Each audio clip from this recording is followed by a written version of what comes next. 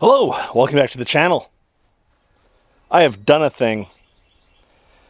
If you haven't checked out the community tab on the YouTube homepage there, go ahead and do that because I often post pictures there of some of the stuff that's happening behind the scenes, like the shade cloth is up.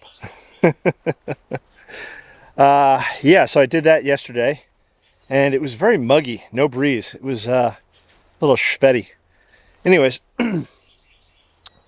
so on this side, almost like an overhang, and the reason I do that was two. One, I thought I would be recording quite a bit at the potting table last year, but that didn't really happen. Maybe it'll happen this year, who knows? Probably not. So I figured working in the shade and recording in the shade would be a little nicer, especially when it starts getting really hot. And the other thing, or the other side benefit I found of the whole thing, it's almost like an awning, is this area starts getting shady. You can actually start seeing it a little bit now. The edge over here is starting to get a bit shady. Later in the day it gets shadier, which is nice. And what this means is all the young seedlings or cuttings that I have here aren't baked in the brutal afternoon sun. And that, of course, is hopefully going to be good for their growing. Takes that pressure off of them, as it were, because again, everything here is pretty much a seedling or a cutting.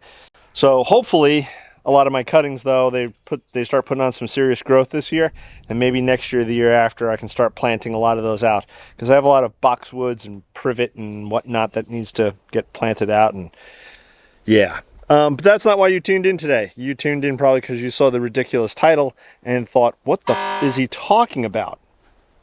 Actually, let's go in the other way. So if you're new to the channel, this is my rose garden. It has a bunch of roses in it. Has golden ticket privet as the back hedge, which I need to trim. Yes, I know. Has some other random miscellaneous plants. Has a bunch of weeds in it, which I've been working on, slowly making progress on. And down at the end today, I'm going to be planting a climbing rose. Let me show you that. Daylily. It's deer food. But while it's in bloom, it looks really nice.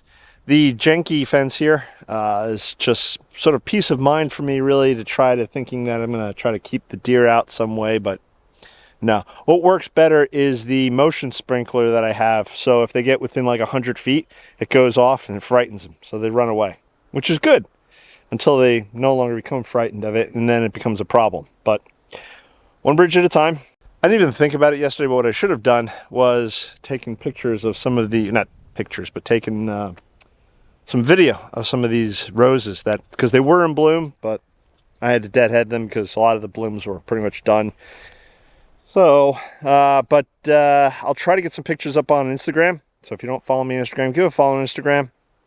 I often post pictures there that you won't see here. A lot of in-between stuff. Sometimes I get up in the morning, come out, start watering plants, and I see something fun, interesting, exciting, and I take pictures of that.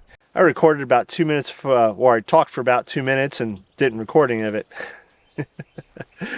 So what you see here in front of me, and what I'm pointing to, this bare patch of ground, is the front of the rose garden. And if you've seen my previous videos, I had it covered in black fabric, kill off all the weeds and the grass and whatnot beneath it. So I pulled that up yesterday. I did some weeding around the edges, and I turned around and did a few other odds and ends things in the space to prepare for today. One of the things I didn't do was that grassy, weedy patch back there. Yeah, I didn't turn around and clean that out. But that will get done this week because there's a lot of bare soil right here today, and that's not a good thing for me because the weeds will quickly and grass will quickly encroach into the area. So today, though, I'm just going to be focusing on planting up this climbing rose and building a tower for it to grow on. Now I know what you're thinking. A tower? What are you talking about? Well, the plan is to turn around and take 4 pieces of rebar, sink them into the ground about 2 feet each. They're 10 feet tall pieces, and then secure them with cross braces, and then hopefully I can start training the climbing rose to grow up this structure. So in the end, it will be roughly 2 feet wide, 2 feet deep, 8 feet tall. And my roses will climb up that. Theoretically. It'll take a number of years before they get to the top, which is fine. But that's the theory, and that's the plan. That's what I'm going to try to accomplish today. So, yeah. I've never done anything like this before, and I'm not sure where to start. I do have a couple of pieces of rebar in the ground right now, acting sort of markers. But I have to plant that rose bush. So I'm thinking maybe digging the hole for the rose bush first, planting it up, and then putting the poles around it. Again, I've never done anything like this before. I think that's the play. Because if I put the whole poles in the ground first, then digging a hole around the pole, yeah, I think I'll plant it first, then I'll put them to pieces. Now you may be saying to yourself, but Jason, you're always touting no dig. You're always saying you do no dig gardens. And now you're talking about digging in the garden. And this is true, but this is sort of one of the exceptions to the rule, because roses have fairly deep root systems. So if I dig its nice deep hole to put the rose in, it'll then do its whole rose rooty thing and life will be good. If I try to mound it up right now, it's not going to be happy. It won't do what it needs to do. Yeah, it's right now it's in a bag with at least a foot of soil. I'm going to dig the hole. It will be a little higher than ground level, but it won't be a foot higher. So I'll be mounding it up a little bit, but the whole area around it, the ground around it, I will be raising. Because as I mentioned before, the area around the rose garden and in the rose garden tends to flood a bit when we get these heavy rains, ridiculously heavy rains. So I've been building up the beds themselves to be 3 to 4 inches at least higher. Some of the areas are probably closer to 6 inches, which is great because it's just enough to get those plants a little higher than the water when it rains.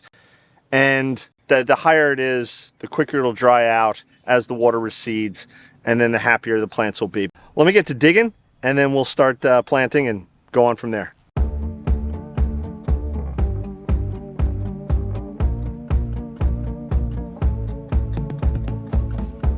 Okay, so what I have here in this wheelbarrow is a mixture of mushroom compost, and honestly I don't know how much of a mushroom compost it is versus just a regular compost, but it's a Daddy Pete's product. I've mentioned them before. I really should email them and ask them, like, is it really compost from a mushroom farm, or is it just, you just put the name on there to make it sound fancy? I don't, and either way it's fine. It's really, really good stuff. I've used it before in many projects.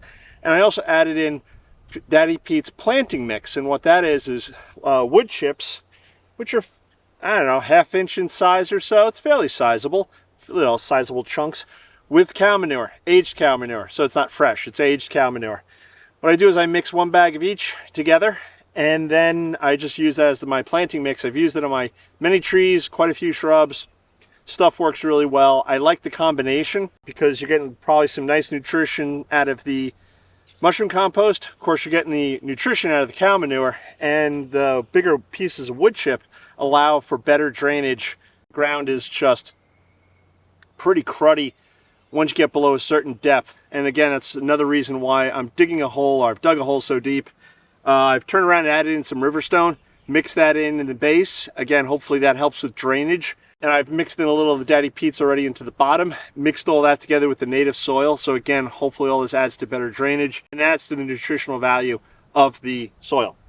So I'm gonna plant the bush right now, and that's why I've got my rose gloves on, because I don't like getting poked by the thorns there, which I probably will at some point as I'm trying to manhandle this out of the bag. Well, and then I'll backfill with the planting mix.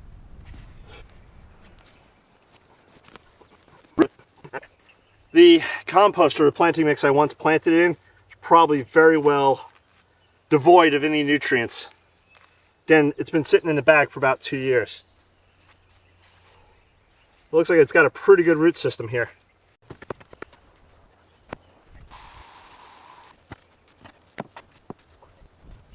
Okay, the rose is in the ground. It's watered. Now, I'm not going to add any rose fertilizer to it at this point because I think it just might be too much for the plant at this point, again with the compost and the cow manure. So I'm going to let it sit probably until June, July. Maybe I'll do a little fertilizer in July. I don't know, maybe August. Definitely before the fall, I think.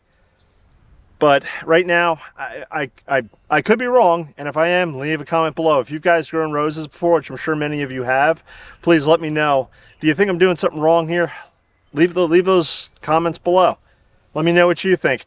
But I think it's going to be okay. I've got it set up now. Now for the fun part. Now we got to build a tower for it to climb on.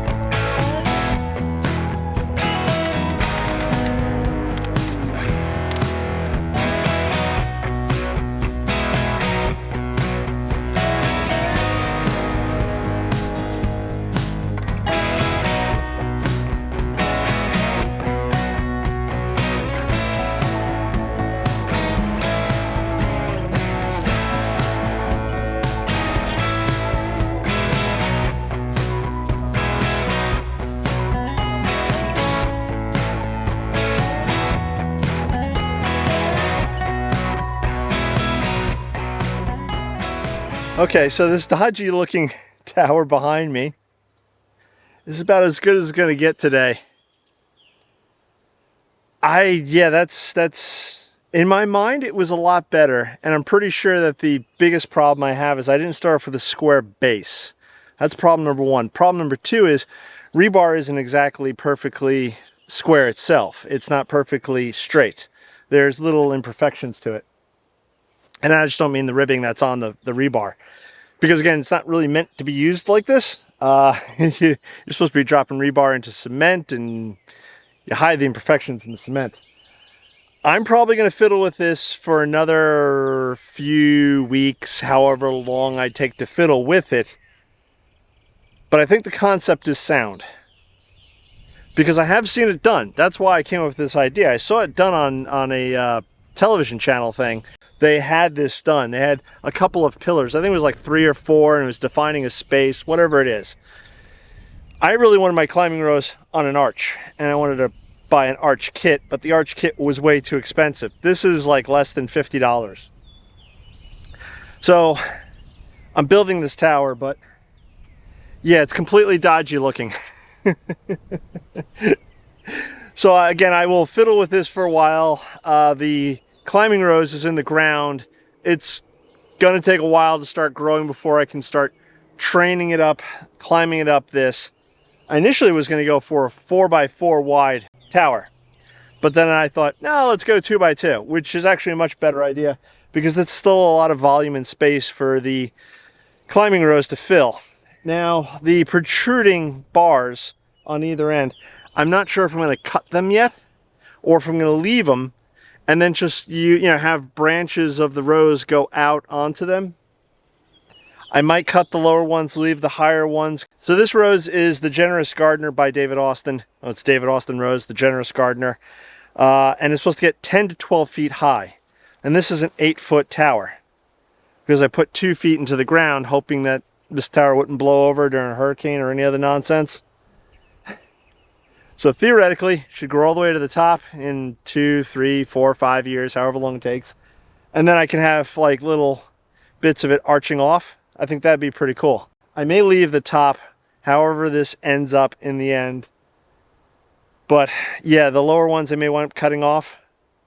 And right now I'm holding the whole thing together with zip ties. And once I kind of get, I think, everything the way I want, I'm probably going to get wire and use wire to securely fasten it so it doesn't move at all. Yeah, I think that's the play. I have no idea what I'm doing. So if you have any hints, tips, ideas, or have done anything like this before, please leave those comments below. But theoretically, here in the front corner of my rose garden will be a tower with a beautiful rose on it one day, arching up and acting as a sort of a statement piece here in the front of the rose garden. If you haven't subscribed, please subscribe. Click that bell icon to be notified. And this way, maybe one day you'll see this complete. or I'll just get super frustrated and tear the whole thing down and come up with some other kooky idea for my climbing rows, which I don't think I will. I think I like this idea. I think it just needs to be refined. Yeah, that's what I'm going with. I'm being optimistic. So again, if you subscribe, hopefully one day you'll see how this comes to fruition and if it winds up looking at all like anything. That's going to wrap it up for me today. I hope you have a good one. I'm going to catch you on the next one. Bye-bye.